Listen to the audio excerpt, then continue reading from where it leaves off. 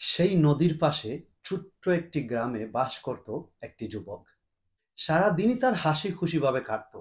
সে গ্রামের সবাইকে বিভিন্নভাবে সাহায্য করে যেত। যেমন রাস্তা যদি নষ্ট হয়ে যায়, সে কাউকে কিছু না বলেই রাস্তা ঠিক করে ফেলতো। যদি গ্রামের ছোট্ট সেই বাঁশের ব্রিজটি নষ্ট হয়ে যেত, তাহলে সে নিজেই সেটা ঠিক করে দিত। যার ফলে গ্রামের সবাই তাকে খুব ভালোবাসতো। সারাদিন সে গ্রামের জন্য, মানুষের জন্য কিছু না কিছু করেই থাকতো। আর সেই গ্রামে ওয়াইফাই বা ইন্টারনেট নামের কিছু ছিল না। টুকটাক সব রকমেরই কাজ জানা ছিল তার। যার ফলে তার আর্থিক অবস্থাও মোটামুটি ভালো ছিল। খুবই সুন্দর হাসি খুশি ভাবে কাটতেছিল তার জীবন। কিন্তু তার একটা বন্ধু ছিল যে শহরে কাজ করত। প্রতিদিন সকালে সে ঘুম থেকে উঠে শহরে কাজের জন্য যেত। কাজ শেষ করে আবার বিকেলে চলে আসতো। বিকেলে বাসায় আসার পর সেই যুবকের সাথেই তার প্রতিদিন আলাপ হতো। প্রতিদিনই সে শহরের সেই লাইফস্টাইলের কথা নিয়ে তার সাথে আলোচনা করত। তারপর সেই হাসি খুশি যুবক ছেলেটা প্রতিদিন রাত্রে বিছানায় গিয়ে কেন যেন হতাশ হয়ে থাকতো। দিনে এত খুশি এবং প্রশংসা শোনার পরও রাত্রে সে খুবই হতাশ থাকতো।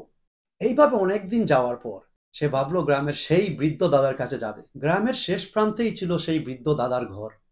সেই দাদার ঘরে যাওয়ার রাস্তাটা খুবই শুকনো ছিল, অনেকদিন বৃষ্টি হয়নি। রাস্তার আশেপাশের যে ফুল গাছ ছিল সব মরে একেবারে শেষ হয়ে গেছে, গাছগুলো মরে একেবারে শেষ হয়ে গেছে। সে হেঁটে হেঁটে সেই বৃদ্ধ দাদার বাসায় গিয়ে বলল, দাদা, এই এই অবস্থা। আমি তো গ্রামের টুকটাক সবকিছু করি, আমার কাছে খুব ভালো লাগে, কিন্তু যখন আমি আমার বন্ধুর সাথে কথা বলার পর নিজের কাছে যেন কেন মনে হয় যে আমি আরো কিছু করার দরকার। তাহলে দাদা কি করা যায়? আর আমি জানি দাদা যে আপনার সাথে কথা বললে আমার সেই সমস্যার সমাধান পেয়ে যাব। তখন দাদা তাকে জিজ্ঞেস করলো যে আমি যা বলবো তুমি তা করবে তো? ছেলেটি বলল, হ্যাঁ দাদা। দাদা তাকে একটা বাকেট বা একটা বালতি দেয়। সেই বাকেটের মধ্যে অনেকগুলা ছিদ্র ছিল। দিয়ে বলে, এই বাকেট দিয়ে নদী থেকে পানি নিয়ে এসে আমার এই ছোট্ট গুহাটা ভরে দাও। যদি সেটা করতে পারো তাহলে আমি তোমাকে চেষ্টা করো তোমার এই সমস্যার সমাধান দেওয়ার জন্য। ছেলেটি দাদার কথা মতোই বাকেট নিয়ে বা সেই বালতি নিয়ে নদীতে চলে যায়। যেহেতু সেই বাকেটের মধ্যে অনেকগুলো ছিদ্র ছিল, পানি নিয়ে আসতে আসতে অনেক পানি কিন্তু পড়ে যেত।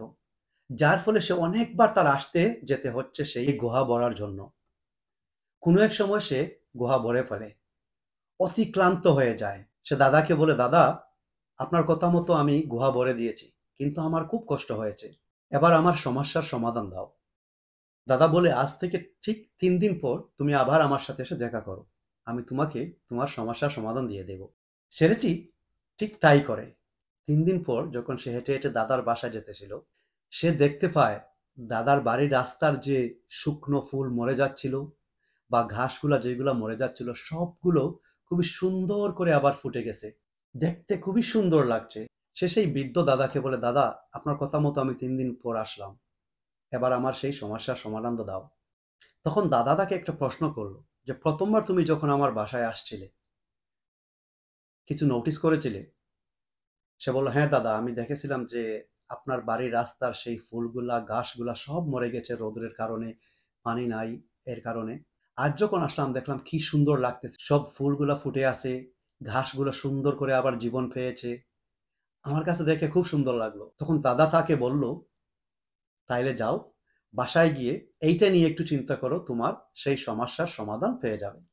তাহলে আমার প্রিয় বন্ধুরা, প্রতিবারের মতোই আমাদের আজকের গল্প থেকে যদি আমরা কিছু বুঝতে পারি, কি শিখতে পারি বা কিছু জানতে পারি, অবশ্যই প্রতিবারের মতো আমরা কমেন্ট সেকশনে জড়িত হয়ে যাব।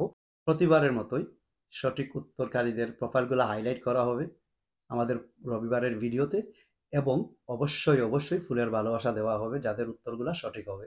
তাহলে বন্ধুরা, দেখা হবে অন্য কোনো ভিডিওতে। আসসালামু আলাইকুম রহমতুল্লাহ।